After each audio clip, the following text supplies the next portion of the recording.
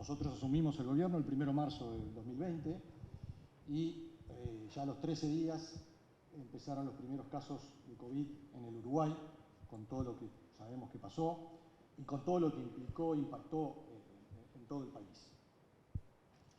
Como ya hemos señalado en otras oportunidades, la mirada de esta administración es del doble juego de luces, es decir, siempre pensando con luces cortas para atender las necesidades, urgencias del momento, y luces largas para trabajar con la vista en el largo plazo.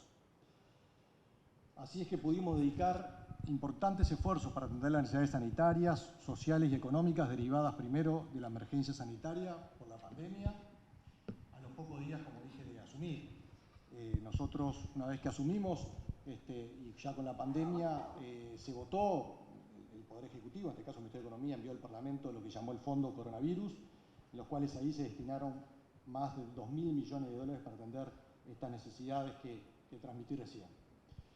También, concomitantemente con la pandemia, obviamente toda la desaceleración mundial de todos los países, y en especial en el caso de nuestro comprador número uno, que era China, con lo que impactó en nuestra economía. Uno ya a veces se olvida, pero en aquel momento, además de toda la situación vivida sanitaria, los problemas del cierre de las economías de los países por el COVID-0, luego pasó todo lo que le llamamos la crisis de los contenedores, no existían los contenedores en el mundo, en nuestra economía no podían sacar sus productos, o los que venían salían carísimos para atender esas necesidades.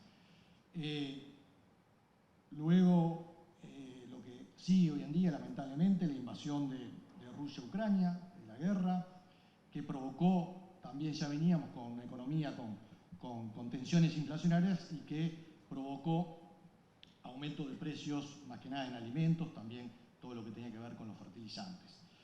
Y más recientemente, la emergencia hídrica, derivada en la histórica sequía que afectó a este país, en el cual destinamos importantes recursos e implementos para apoyar los sectores más afectados en las distintas circunstancias. Pero sin perder de vista el largo plazo, el gobierno ha mantenido la mirada en los temas de largo plazo, como dice siempre la ministra de Economía, las luces largas, que son las reformas estructurales que entendemos necesarias para apalancar el crecimiento y el desarrollo. El año 2022 fue de importantes logros que se evidencian en los indicadores macroeconómicos. La actividad económica creció 4,9% real en ese año, luego de haber crecido 5,3% en el 2021. Este crecimiento fue acompañado por la recuperación de la inversión, del empleo y el aumento de la formalidad del mercado laboral. Cabe también recordar, cuando hablé de inversión, ya en el 2020, desde el gobierno, y más que nada fue el Ministerio de Economía, emitimos decretos de lo que se llama el COMAP, la Ley de Inversiones, el decreto 151, que eso dio beneficios transitorios adicionales para acelerar las inversiones y darle mayores beneficios. También el decreto 138 del 2020, todo el 2020, que para generar inversiones a nivel de la construcción. El decreto 268, que eso es para el mercado ya todo en general, industria, comercio, agro, y también todo lo que tiene que ver con la vivienda promovida, que se le dio mayores beneficios para justamente ir acelerando y mejorando la inversión. Además, se inició la etapa de recuperación en el salario real, que junto a las políticas sociales implementadas llevó a una disminución en la pobreza de los hogares, cosa que se sigue trabajando, tenemos que seguir mejorando. Ya en la rendición de cuentas del periodo pasado se votaron lo que se llama los fondos para la primera infancia, que siguen vigentes durante estos años, para justamente atacar este flagelo que hay que seguir mejorando. La mejora en estos indicadores socioeconómicos se logró en un contexto, como ya dije, internacional adverso, de bajo crecimiento económico mundial, alta inflación e inestabilidad financiera. En el primer trimestre de este año se notó un menor dinamismo de la actividad económica, producto, obviamente, de la sequía más grave de los últimos 100 años, tanto en la duración como en la severidad. El impacto directo, que más o menos tenemos estimado, lo que el agro, los efectos de la sequía se estiman en 0,6 puntos del PIB para el año 2023. Por esta razón, también veremos una caída en la actividad en este segundo semestre, que se espera que se revierta ya ahora para el segundo semestre del año. Se espera una caída en la actividad en el segundo trimestre, estimándola en el entorno del 1.2 interanual. Acá con el Banco Central estamos alineados, ellos dicen 0.8, 0.9, pero estamos más o menos bien, producto del impacto negativo que ha tenido la sequía, especialmente en este trimestre. Es algo importante para ver cómo se miden las cuentas nacionales, pero por ejemplo en el caso de agropecuario, con la soja, en este segundo trimestre del 2023 lo que se computa es lo que tiene que ver con la cosecha, y al fin del 2022, que también impactó en esos guarismos, tiene que ver con la siembra, pero cada uno reflejó los impactos en cada uno de los respectivos años. En este contexto estamos estimando que la economía crezca al ritmo de 1.3 para el año 2023, estamos también asimilados con el Banco Central. Luego de esta desaceleración en el ritmo de crecimiento, para el 2024 esperamos que la economía retome la senda de crecimiento y ahí estamos estimando que crezca en el entorno del 3.7% del PIB. 4%, lo que estima el Banco Central, estamos impulsado obviamente por el crecimiento de las exportaciones de los bienes y servicios y el consumo de los hogares. Respecto a las exportaciones de bienes de origen agropecuario, esperemos que vuelvan a una situación normal después de la sequía, en particular todo lo que tiene que ver con la producción de la soja.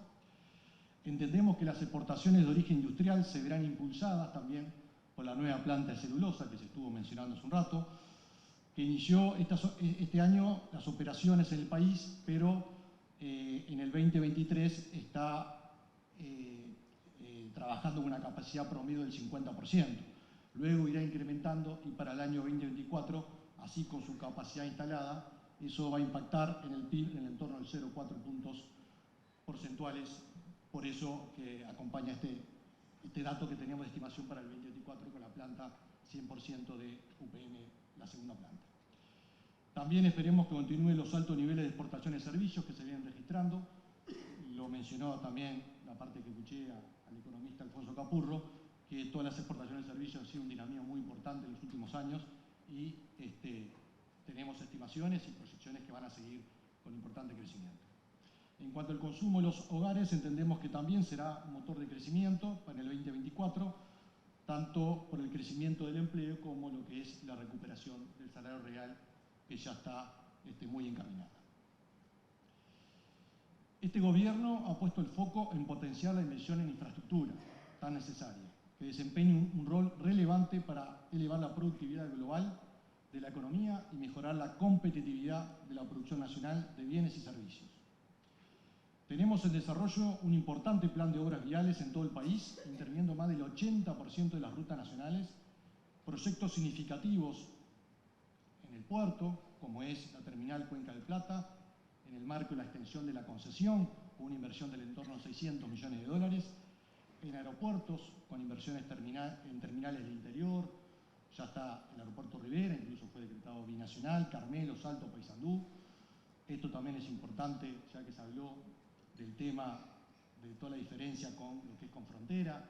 Estas son inversiones que se están dando en departamentos fronterizos, que la idea es, de alguna manera, se está en un aeropuerto y eso va a ir consiguiendo inversiones, un hub logístico, para ir logrando medidas estructurales para lograr estos problemas que tenemos con los vecinos países.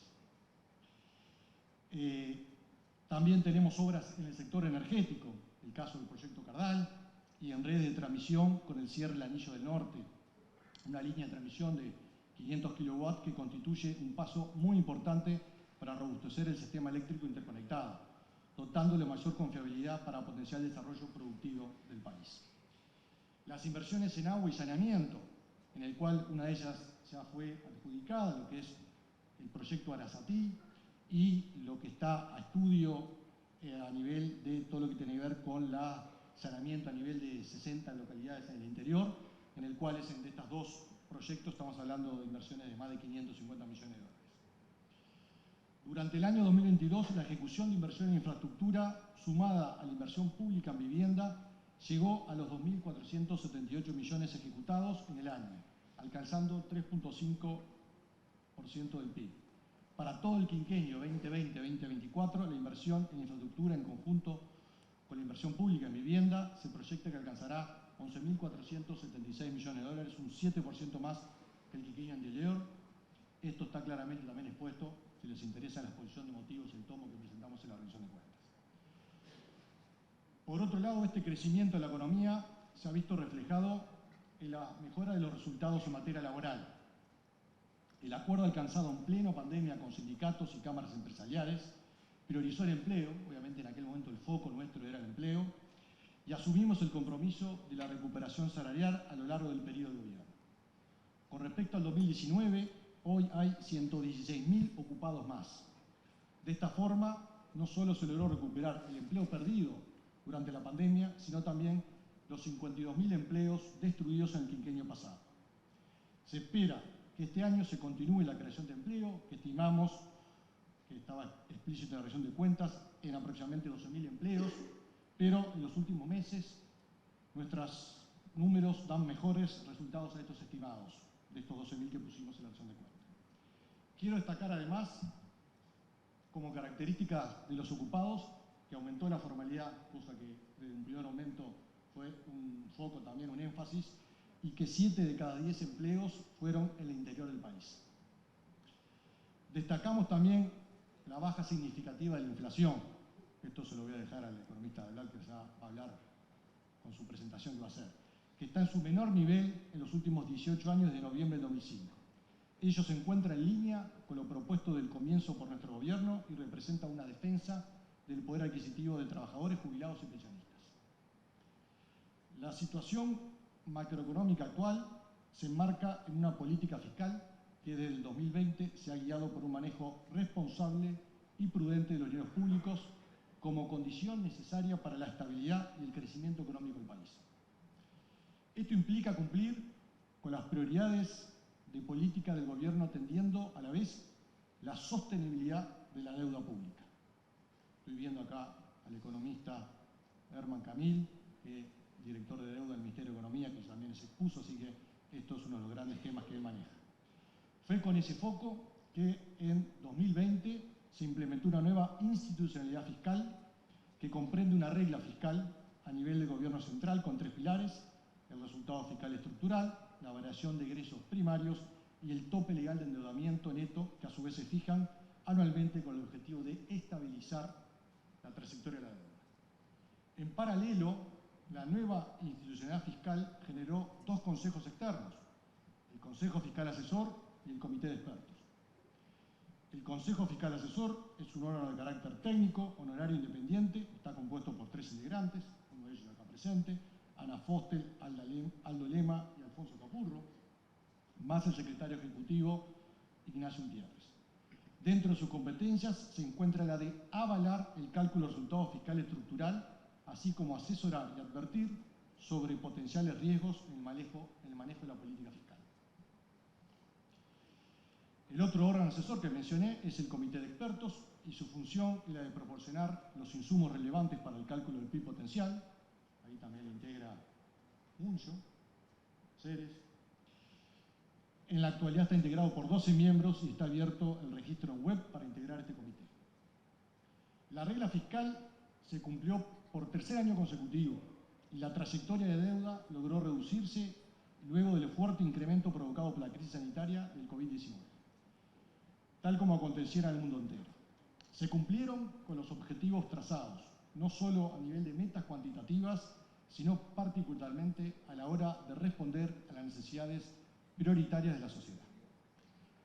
Hablando un poco en sencillo de lo que siempre decimos cuando nos consultan, la regla fiscal no es más ni menos que cuidar de la mejor manera el dinero de los uruguayos. Conservar el orden macroeconómico no es un capricho, es la condición indispensable para que la economía continúe creciendo, se generen puestos de trabajo, se puedan llevar adelante las políticas sociales y en definitiva se pueda seguir adelante con una mejora de la calidad de vida de los uruguayos, especialmente apuntando y apoyando a los más vulnerables. Es decir, una macroeconomía ordenada es de la mejor política de generación de empleo. En 2023 se dio un paso más y como resultado de la nueva política fiscal responsable, se dispuso un alivio en la carga tributaria para los contribuyentes de menores ingresos, micro y pequeñas empresas. Es decir, con todos los recursos que se tuvieron que destinar a la pandemia y todo, igual en este gobierno hubo un alivio tributario. Los cambios propuestos en los impuestos a la renta de los trabajadores, lo que tiene que ver con el IRPF, y a los pasivos con el IAS, generaron aumentos en el ingreso disponible de estas personas, con foco en los contribuyentes de menores ingresos. Unos 320.000 trabajadores y 179.000 jubilados y pensionistas se vieron afectados con esta rebaja de impuestos. Las modificaciones dispuestas para los impuestos de micro y pequeñas empresas permitieron continuar profundizando un apoyo que esta administración lo ha otorgado de un primer momento. Desde cuando se votó la ley de urgente consideración ya había medidas para apoyar a las micro y pequeñas empresas. Es así que estas medidas son alivios para 35.000 micro y pequeñas empresas. Aquí hubieron decretos que ya están funcionando, vigentes, referidos a la pequeña empresa, lo que tiene que ver con Literalé, en el tema de agropecuario, a los aportantes de IMEVA, y lo que tiene que ver el IRAE ficto, que para varios contadores están acá presentes, creo que fue una medida muy importante, ya que se permitió que sea en un sistema progresional la liquidación del IRAE ficto. Durante el 2022 y lo que va del 2023, Uruguay recibió un fuerte respaldo de los inversores. Y de las 5 agencias que califican el crédito soberano del país, todas las mejores fueron la nota de calificación crediticia o su perspectiva. El país logró alcanzar la mayor nota de crédito en su historia, BBB+, apenas un escalón por debajo de la tan selecta categoría A. En sus respectivos informes, las calificadoras coincidieron en destacar el manejo fiscal prudente y creíble, la robustez de la nueva institucionalidad fiscal, las reformas estructurales en marcha, en particular de la Seguridad Social, que estaba en aquel momento, ahora ya se votó, la resiliencia de la economía a los shocks externos y el fuerte flujo de inversión externa directa en distintos sectores de actividad. A nivel de la inversión externa directa, esta fue de los que más recibió a nivel de la región y a su vez también se dio por una reinversión de utilidades de las empresas, no girando sus utilidades al exterior, sino que reinvirtiéndolas en el país. Las emergencias del corto plazo no impidieron atender la agenda de reformas de largo plazo y se vienen llevando adelante importantes reformas estructurales que apuntan a incrementar el crecimiento potencial de la economía uruguaya para encaminar el país hacia un mayor desarrollo económico y social. Destacamos la aprobación, ahora sí, de la reforma de la Seguridad Social, que nos permitirá tener un régimen previsional común, sostenible, más justo y equitativo. El nuevo sistema otorga a su vez mayor libertad a quienes de jubilarse quieren intentar y seguir trabajando. En la exposición que fuimos al Parlamento hay una gráfica muy interesante de lo que implica esta reforma de la Seguridad Social, de que si no se hacía un cambio se iba a ir sobre el PIB, el efecto de los costos de la Seguridad Social, se iba a un 14.3.4% del PIB y con esto se mantiene en el torno del 10% la incidencia que tiene, más que era necesario realmente. También estamos terminando, y esto es importante, la formulación para la presentación en el Parlamento de un proyecto de la reforma para la caja de jubilaciones de profesiones universitarias, que brinde una solución de sostenibilidad, algo indiscutible y que se precisa que hoy la caja no la tiene, y que mantenga la esencia de la misma. Por último, esta administración sigue comprometida con la apertura del comercio internacional, la integración y el libre flujo de bienes y servicios, habiéndose alcanzado logros significativos. Nos queda mucho por hacer, tanto a nivel del Mercosur como en materia bilateral, en la región y con terceros países. Este gobierno ha reclamado fuertemente su deseo de libertad para acceder a los mercados internacionales y a comercializar fuera de la región sin dejar de ser parte del Mercosur. Ello nos permitirá a los uruguayos ser más libres para aportar nuestro trabajo y talento. Siempre se mantuvo una firme postura en torno a la necesaria modernización y flexibilización del Mercosur. En síntesis, la política económica que está llevando en adelante esta administración ha implicado un cambio sustancial respecto del pasado. El cumplimiento de los objetivos, el manejo macroeconómico cuidado y creíble, y el compromiso con el desarrollo de la agenda de reformas estructurales es el valor que esta administración le está dejando al país y que es reconocido por inversores y calificadoras. Ello nos permitirá construir una economía más estable y más próspera para todos los uruguayos. Muchas gracias. Yo voy a, como decía Alejandro, en distintos ámbitos de este gobierno ha estado esta cuestión de las luces cortas y las luces largas, porque parece difícil interpretar cualquier cosa que se haya hecho, cualquier cosa que haya pasado, sin mirar el contexto. Alejandro se explayó largo sobre la pandemia, la guerra, etcétera, etcétera. Uno podría seguir anunciando. Y no debe sonar como excusa, sí debe sonar como un contexto bien complejo que nos puso en ese dilema, ¿no? De mirar las luces cortas, de atender lo que pasaba hoy de tarde, pero atender también, nunca olvidarse que siempre algún día la pandemia se iba a terminar y que había que pensar en serio y pensar en el país para adelante. Entonces, me voy a concentrar en los desafíos que de alguna manera nos planteamos desde el Banco Central, con las luces largas que nos planteamos desde el Banco Central en 2020 y un poco dónde estamos parados y qué resultados hemos obtenido y qué resultados esperamos seguir teniendo. Me voy a concentrar quizás, porque capaz que son como los temas más de moda, por llamarle de alguna manera, en la política monetaria, pero también quiero hacer mención a cosas que estamos trabajando en la estabilidad financiera y con temas de innovación. Lo primero es que uno se pregunte, que uno diría en marzo del 2020 era la pregunta clave, decir, bueno, ¿por qué Uruguay necesita una inflación baja? Ahora se han hecho menciones a las calificaciones de riesgo y Uruguay siempre era como un caso raro y sigue siendo. Uno va al exterior y le preguntan, bueno, pero ¿por qué Uruguay tiene la calificación buena que tiene la región, pero es el único país con esa calificación que tiene la inflación alta? Entonces, yo digo, ¿por qué es necesaria una inflación baja? Entonces, yo voy un poquito a hacer algo de historia. Esta es la historia desde que están los datos de la inflación, desde el año 38 acá, donde ustedes ven desde los años fines de los 50 hasta casi fin del milenio pasado, inflaciones altísimas, en muchos casos de 3 dígitos, ¿sí?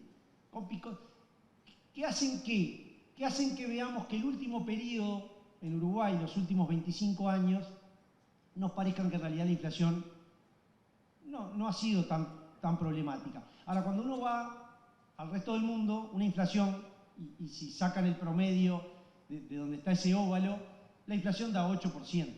Entonces, 8%, que cuando uno mira la historia de Uruguay parece baja, claramente es una inflación muy alta y es una inflación alta en el mundo. Entonces, cuando uno hace este zoom, ahí ve que en realidad eso que parece una línea recta, en realidad no es una línea recta, es algo que se mueve, ¿no? Este es el zoom desde el 2004 hasta la fecha. Entonces, nosotros, ¿por qué nos planteamos en el 2020 decir la inflación sí es un problema para Uruguay, la inflación tiene que ser más baja?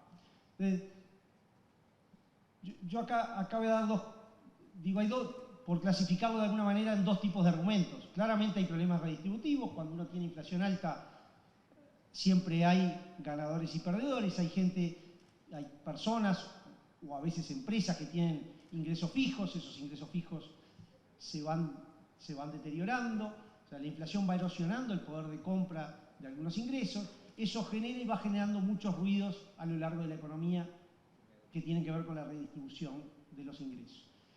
Pero que capaz que con este público yo me quiero detener en la segunda clase de argumentos que a veces son los que menos se ven en Uruguay.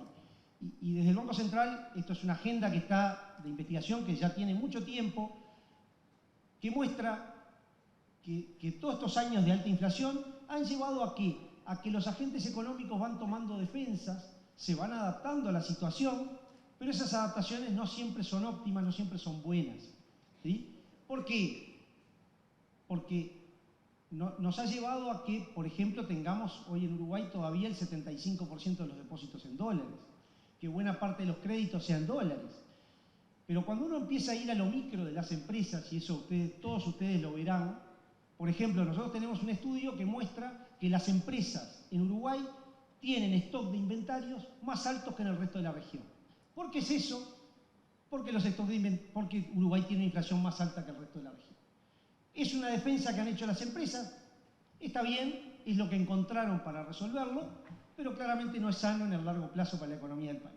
Entonces, ese tipo de cosas. Y todos los que estamos acá sabemos que si yo mantengo más stock de inventario, tengo un costo financiero, que además, costos financieros que como además estoy en una economía parcialmente dolarizada, tengo costos de financiación bastante más altos si voy a pesos y tengo riesgos y descalces si me endeudo en dólares para financiar ese stock, ese inventario mayor.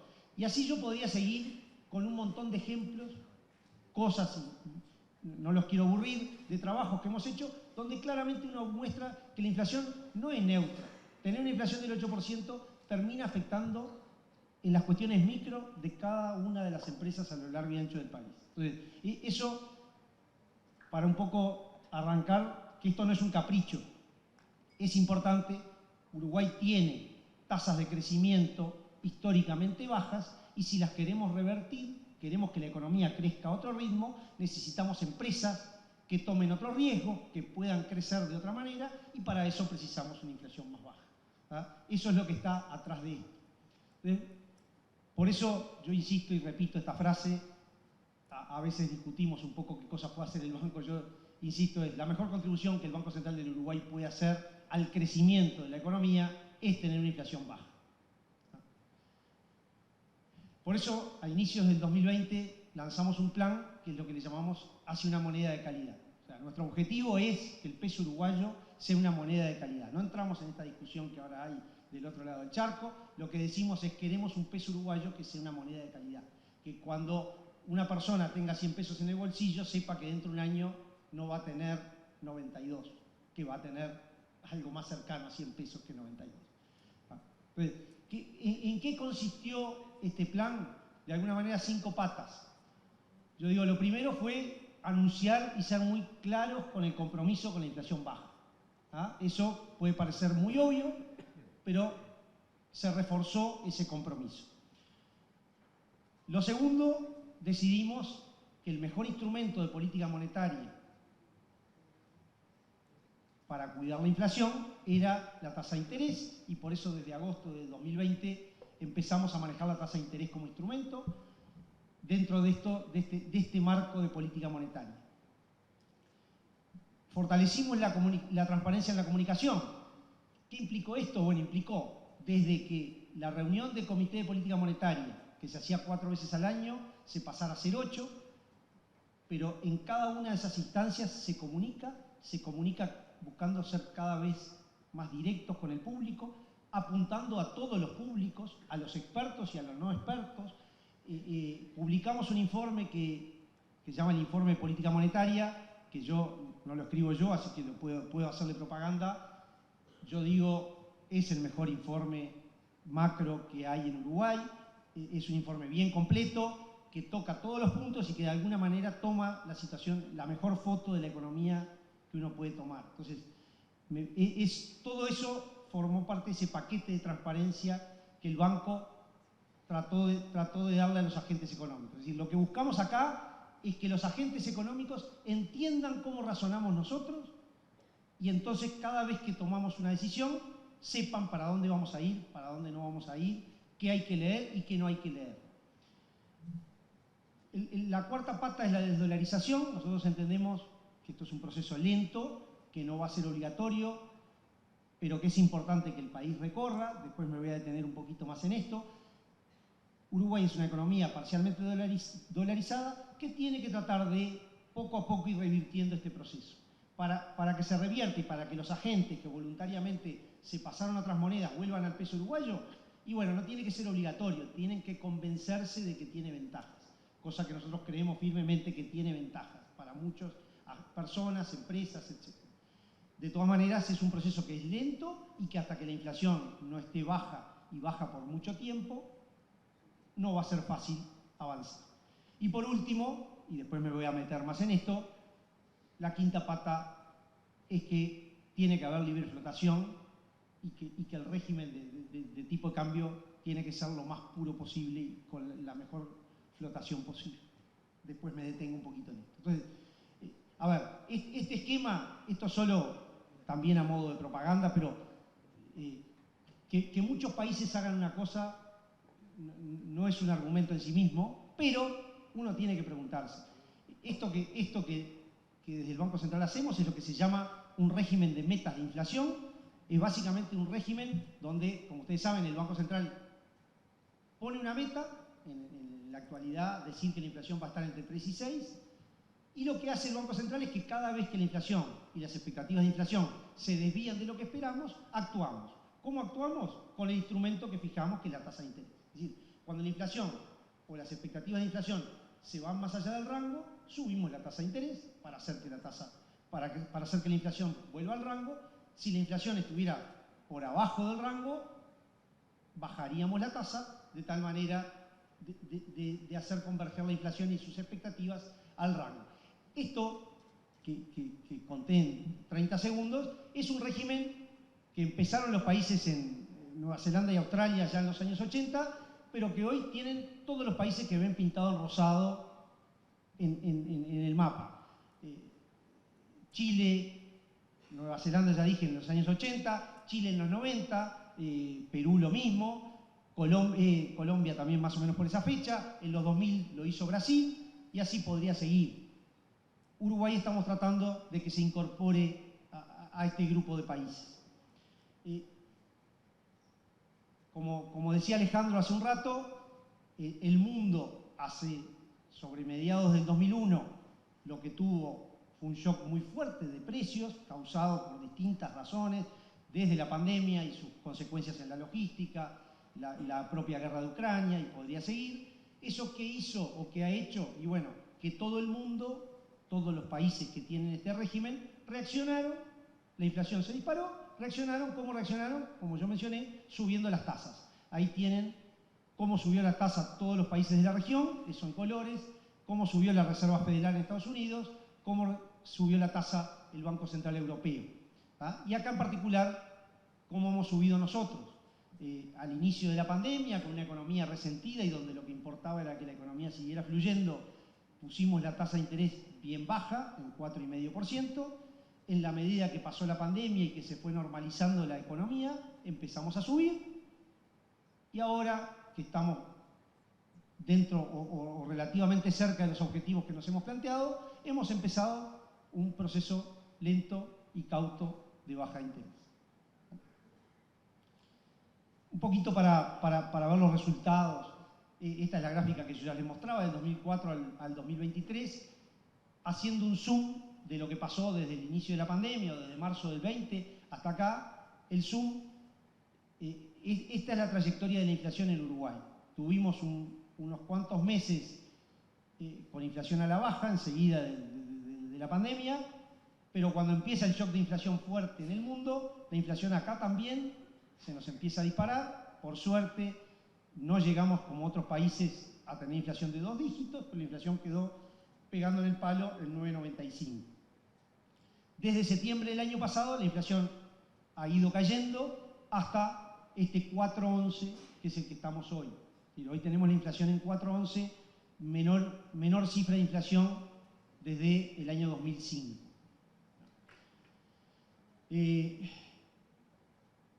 ¿Esto quiere decir que llegamos? No, no llegamos. Estamos donde esperábamos estar, pero falta consolidarlo. Está claro que haber llegado acá no es ahora terminamos y nos vamos cada uno para su casa. Claramente este es un proceso que hay que terminar de consolidar, pero sí es importante entender que se construyó el plan, se hicieron todos los deberes y en eso fuimos absolutamente rigurosos.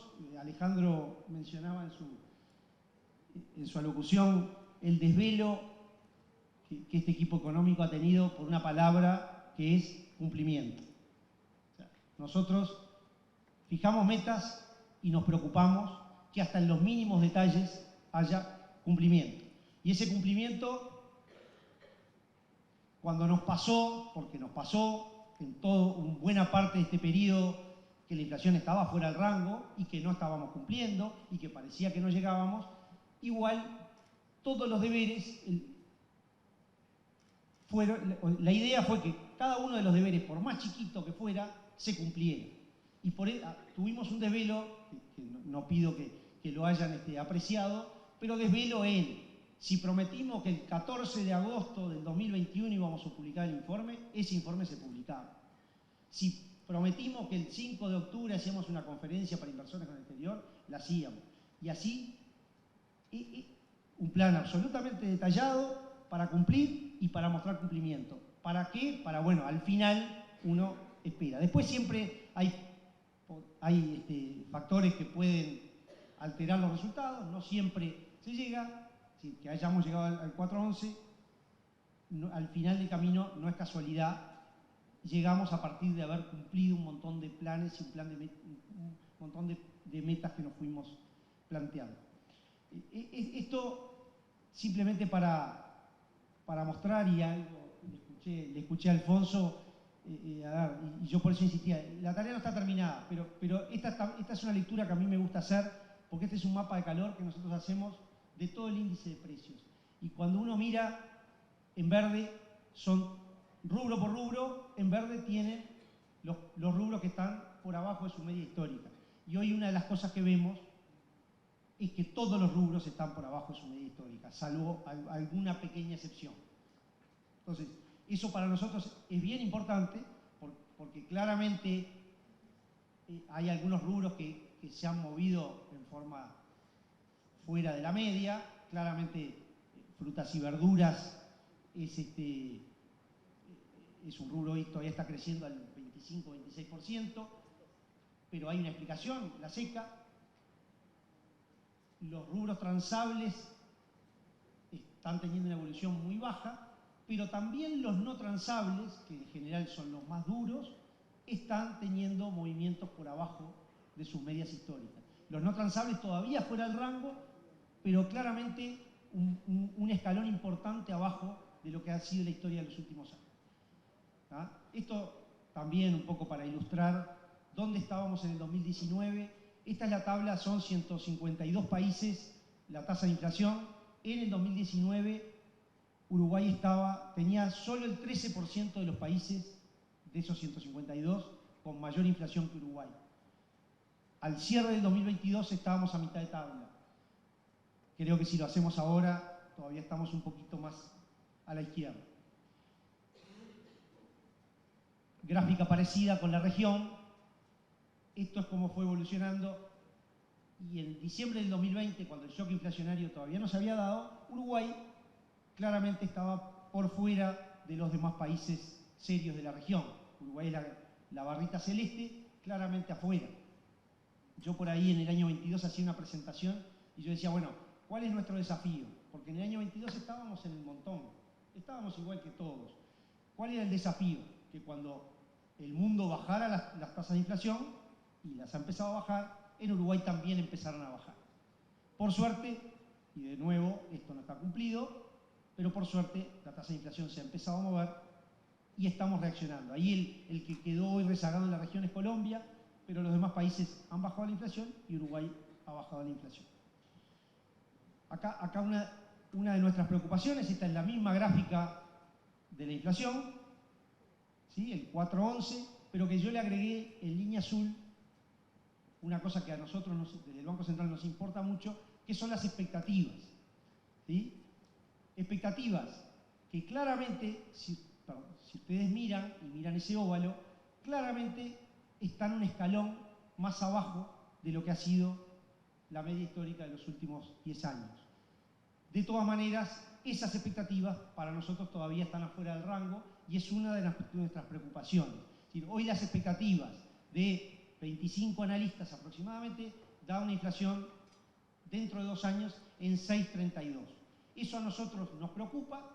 Por un lado estamos contentos porque eso no hace tanto estaba arriba de 8, va bajando mes a mes y nosotros estamos muy confiados en que vamos a terminar convenciendo a los analistas, a las distintas empresas de que la baja inflación llegó para quedarse, pero todavía no estamos conformes.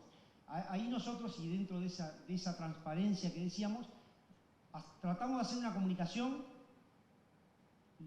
lo más transparente posible, como decía, pero tratando de apuntar a todos los públicos para que quede claro.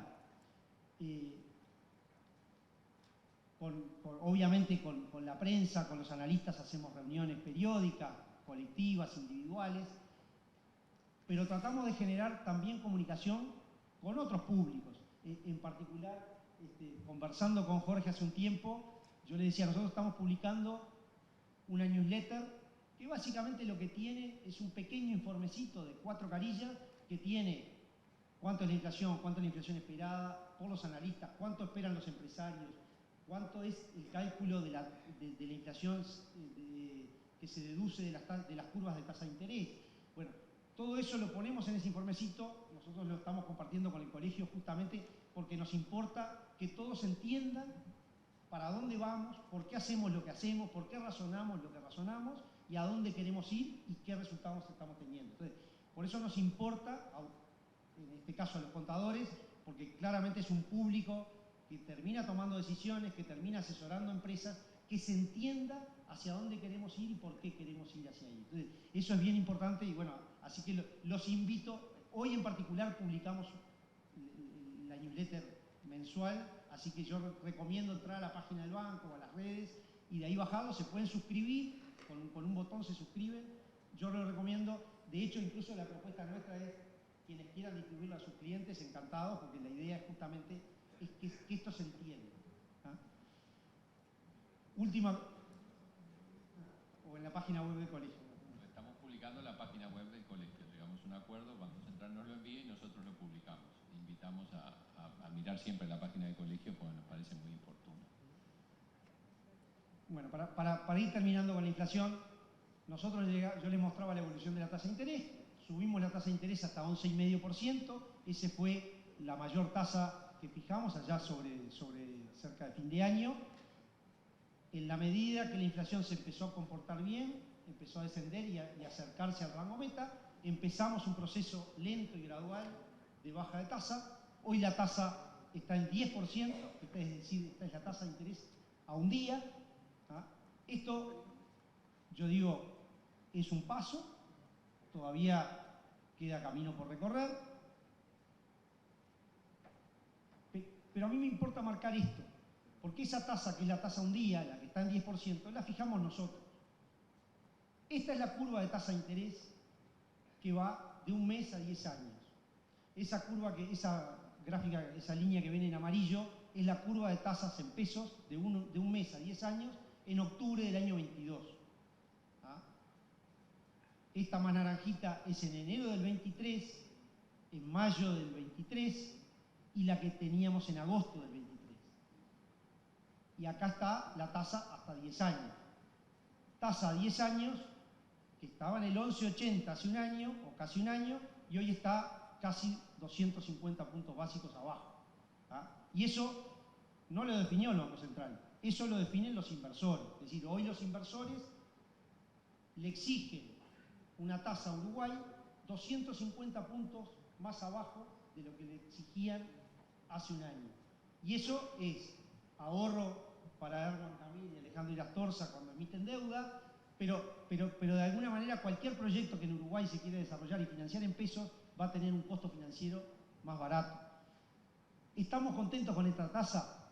No, nos gustaría que fuera más baja y lo vuelvo a mirar a Erman. Claramente queremos que esto siga bajando. Pero sí hay que entender cómo el mercado se va comportando y cómo va viendo y cómo el mercado va creyendo, porque quien invierta 10 años al 9,37 tiene claro que la inflación va a estar abajo y que va a seguir bajando. Bueno, esto simplemente para terminar nuestra proyección de inflación.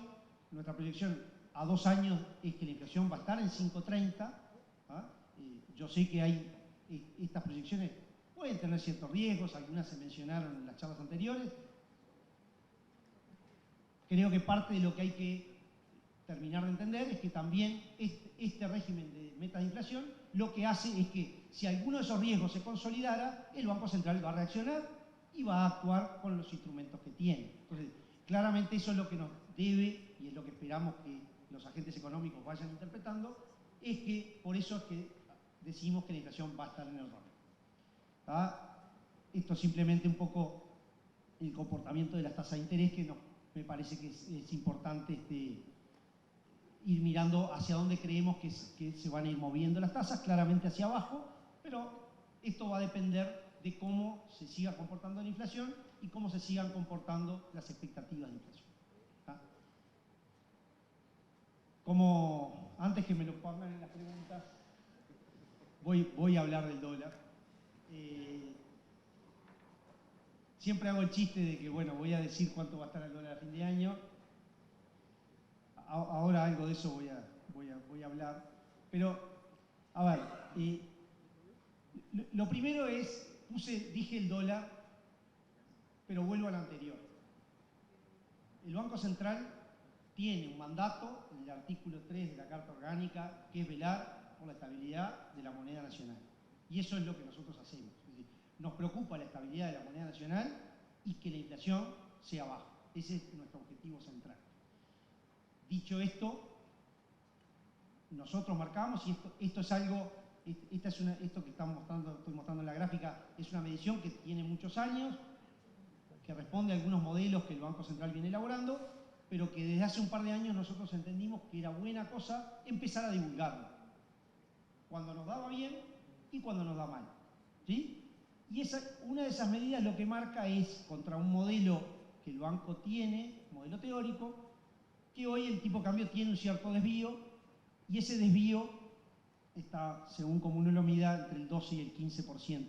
¿Respecto a qué? Y yo acá, insisto, lo que tiene el Banco Central es un modelo con lo que llamamos los fundamentos del tipo de cambio.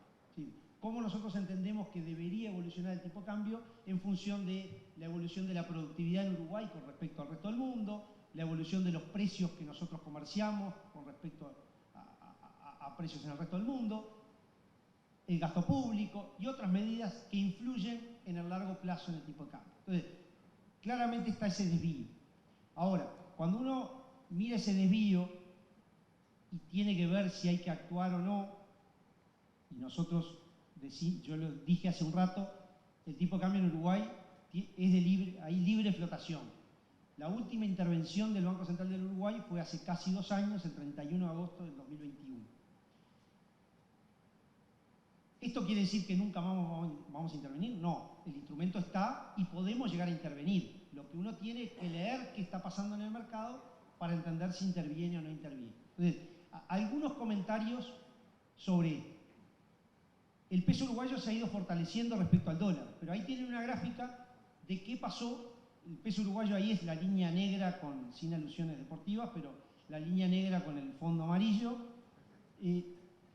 Esa es la evolución del último año del peso uruguayo, y ahí tienen las mismas 7 monedas que ya de los países de la región que veníamos hablando, o 6 monedas de los países de la región. Claramente el dólar se ha debilitado en el mundo y se ha debilitado frente a las monedas de la región, claramente, y Uruguay no es la moneda, el peso uruguayo no es la moneda que más se ha fortalecido. Acá estamos en el último año. Si vamos a principios del 22 o parte del 22, ahí los comportamientos ya no fueron tan claros. Lo que ahí también pasaron cosas extrañas en otros países, como por ejemplo algunas turbulencias políticas, y ahí pienso en Chile, en Colombia, en Brasil, que acá no pasaron. Pero bueno, esto como parte para entender que esto es parte del porqué, ¿no? Acá yo mostraba también un poco qué es lo que pasa en el mercado.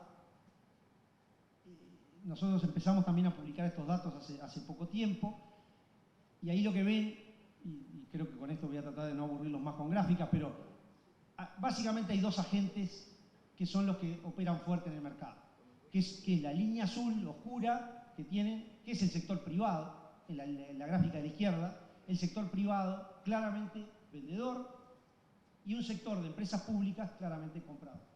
¿Sí? Los demás actores, el Banco Central, el BROW, el propio gobierno central, salvo alguna excepción, sus movimientos de tipo de cambio son pocos. Y en particular, en la gráfica de la derecha, tienen el sector privado desagregado, es el resto, lo que llama el resto del sector privado, es decir, empresas y familias que venden dólares. acá yo quería hacer esta referencia. ¿Qué es lo que pasa? Esta flotación, entre otras cosas, sí hace, y eso a veces es parte de los ruidos que hay, es que quienes venden en dólares y tienen costos en pesos, o quienes venden en pesos y tienen costos en dólares, o se han endeudado en dólares, o tienen cualquier clase de descalce, claramente empiezan a haber problemas, y eso es claro, y es parte de lo que somos conscientes. Entonces, una de las cosas que insistimos, pero que además de insistir, acá yo pongo números de cómo esto está empezando a cambiar. Esta gráfica son trimestres móviles desde febrero del 21 de las operaciones con instrumentos derivados en Uruguay. Se multiplicaron por más de 3 veces. ¿Ah? O sea, se operaban en promedio unos 20 millones de dólares por mes. A principio de año se llegaron a operar 120 millones de dólares. ¿Ah? ¿Es mucho? No, no es demasiado 120 millones de dólares. Yo creo que la operativa tendría que ser muchísimo más.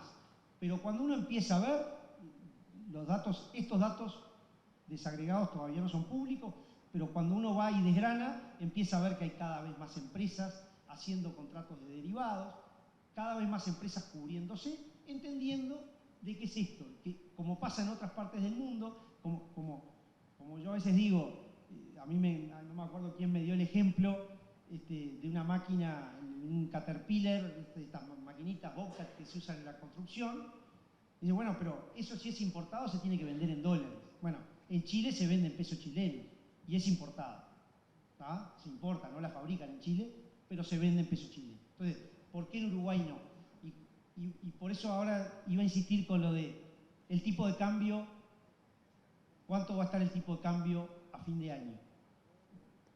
Entonces, ahí yo colgué, esta es la pantalla de BEPSA de hoy. Y ahí tienen el precio del tipo de cambio a fin de año. Esto es lo que sale en contrato futuro a fin de año. Y esto está en la pantalla de BEPSA. Entonces, ahí yo insisto a este comportamiento. Y a este público, voy a hacer una anécdota porque el 19 de diciembre es mi cumpleaños. ¿Ah? El 19 de diciembre, no siempre cae el 19 de diciembre, pero el 19 de diciembre del año pasado era el último día para pagar los aguinaldos. ¿Ah? El dólar se estaba cayendo a pedazos. Entonces, nosotros hicimos una ronda con los distintos bancos preguntando a ver qué veían. Y los bancos nos decían, no, tenemos todas las empresas queriendo vender dólares porque tienen que pagar los aguinaldos. Entonces, ahí es donde yo digo, y ahí les tiro, ¿por qué un gerente financiero le recomienda a su empresa vender los dólares el día que seguramente va a estar más bajo en todo el año? Entonces, esas son las cosas que tenemos que empezar a cambiar en nuestro comportamiento. A entender que no tenemos que ir en malón y esperar al último día, porque como el 1 de diciembre me pareció que estaba barato, esperé al último día que capaz que está peor. Entonces, ese tipo de comportamientos, cuando tenemos descalces, son los que tenemos que empezar a cuidarnos. ¿Tá? Y es parte, yo digo con esta gráfica creo que queda claro, porque esta gráfica, por ejemplo, incluye a las empresas públicas. Hoy las empresas públicas están empezando a cubrir sus flujos, ¿sí? Y a comprar dólares con 2 años y creo que con más de 2 años de anticipación. ¿Tá? Entonces, eso es parte de los comportamientos que entendemos que se tienen que empezar a dar. ¿Tá? Cerrando con esto, pero no quería no hacer mención, porque es buena parte de nuestras preocupaciones, también tenemos una agenda fuerte de lo que le llamamos esto sobre el sistema financiero. O sea, queremos un sistema financiero con estas 4 características: sólido, eficiente, innovador y accesible.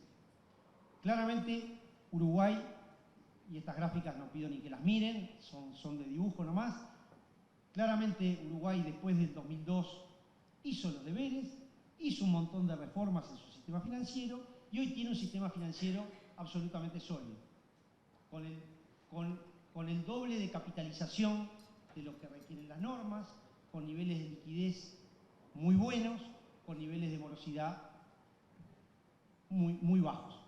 Entonces, yo digo, estas cosas aportan y son parte de la base de la confianza que la economía necesita para después funcionar. en particular, y acá mi única mención a Argentina del día de hoy, pero una vez de las preocupaciones y de las cosas que miramos, y esto yo digo para evaluar cómo los uruguayos hemos hecho deberes. Antes, en el 2001, los depósitos de no residentes eran el 42% de todo el sistema. Hoy es el 8% de todo el sistema. Claramente se bajaron los riesgos y claramente se deslinqueó la economía uruguaya de la Argentina en lo financiero y en muchas otras cosas. Entonces, el mensaje ahí es bien importante. ¿Por qué? Porque lo que hicimos en esa hoja de ruta es decir todas las cosas que pensábamos hacer desde el 2020 hasta el 2022. ¿Para qué? Para que bancos, instituciones de pagos, emisores de dinero electrónico, etcétera, etcétera, todos los participantes del sistema de pagos supieran cuáles eran la línea de trabajo y a qué reglas de juego se tenían que atener. Hicimos eso en los primeros 3 años y a fines del 2022 publicamos una nueva hoja de ruta, ahora hasta el año 25, con las guías de lo que queremos hacer y lo que queremos hacer para adelante. ¿Buscando qué? Buscando darle más eficiencia al sistema de pagos y ponerle más eficiencia a la economía. Solo mencionar, hubo más procesos que estos dos, pero solo mencionar dos proyectos, uno bastante claro que es lo que se llama la multiadquirencia. Acá lo que buscamos es más competencia en los adquirentes, a las empresas, a los comercios. Entendemos que esto es fundamental. Por ahora, yo diría que la baja de costos todavía se ve poco, pero la competencia por servicios se ve bastante y la baja de costos va a ir llegando. En algunos sectores se ve esa baja de costos, pero esto lo que permite es que antes uno tenía que firmar para Visa con una empresa, para Mastercard con otra. Ahora cada comercio puede elegir entre 6 o 7 y contratar ese y le da el acceso a todos los medios de pago. ¿Esto es perfecto? No, pero es parte de lo que queremos del avance. El segundo proyecto, y capaz que en esto es el proyecto central de estos 5 años para nosotros, es lo que llamamos un sistema de pagos rápido. Para los que hayan andado en Brasil, acá todavía no tiene nombre, pero va a tener nombre. En Brasil se llama Pix. Hoy Pix en Brasil es responsable del 25% de las transacciones de pagos que se hacen en Brasil. Acá empezamos en el 2021 con lo que le llamamos las transferencias instantáneas. Capaz que ya alguno lo habrá visto. Esas transferencias instantáneas que yo al principio me frustraba bastante porque los primeros meses eran 2.000 transferencias por día. Hoy ya estamos, el último mes fueron arriba de 600.000 en el mes. O sea, los números están creciendo en forma importante. En junio empezamos a que ese sistema funcione 24/7 y en diciembre ese sistema va a servir para pago a comercio con QR. O sea, uno va a poder pagarle al comercio entre diciembre y febrero, para no prometerlo bien. Uno va a poder pagarle al comercio leyendo un QR y eso va a disparar automáticamente una transferencia desde su cuenta al comercio. ¿Ah? Para toda la profesión, con las mismas retenciones, etcétera, que hoy tiene un pago con tarjeta de crédito. ¿Ah? O sea, desde el punto de vista fiscal, exactamente igual que si pagara una tarjeta de crédito. Es decir, el sistema que administra esto va a hacer los mismos controles que hace Visa o Mastercard. Dentro de esto también desplegamos lo que llamamos una agenda de innovación. Ahí creamos una iniciativa que se llama Nova BCU, que lo que ha buscado es, con la industria, trabajar un montón de temas, como por ejemplo, poder abrir las cuentas en forma 100% digital. Eso estoy seguro que ahora bajo y me dice, no, pero alguno me va a decir, pero mi banco todavía no me la abre. Pero ya hay varios bancos animándose a hacer el proceso 100% digital, inclusive de empresas y empresas complejas, inclusive de no residentes. Entonces, han ido avanzando y los bancos se han empezado a animar a hacer ese tipo de cosas. Eso tiene una agenda bien importante. Eso tiene como un segundo paso lo que le llamamos banca abierta, que eso tiene que ver con compartir información, por ejemplo, y también acá pensando en este público, eso de banca abierta va a implicar que si yo fui y le llevé mis balances al banco A y el día de mañana quiero abrir una cuenta en el banco B, yo pueda pedir que entre ellos intercambien la información y hacerle accesible ese balance y no estar andando como hasta ahora con los balances, repartiendo balances por todos los bancos, sino que va a permitir ese tipo de cosas empezarlas a compartir. Obviamente el DGI al día, el BPS al día, todas esas cosas tienen que empezar a ser información que fluya por los bancos.